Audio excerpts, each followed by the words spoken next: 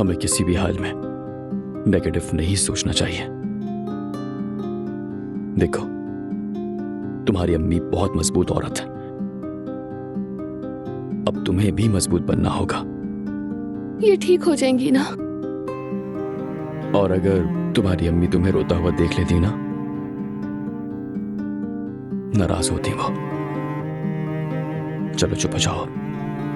तुम्हारी अम्मी के बेहतर होने के लिए मैं अपनी पूरी कोशिश करूंगा। बस तुम हिम्मत मत हारना मेरी जान।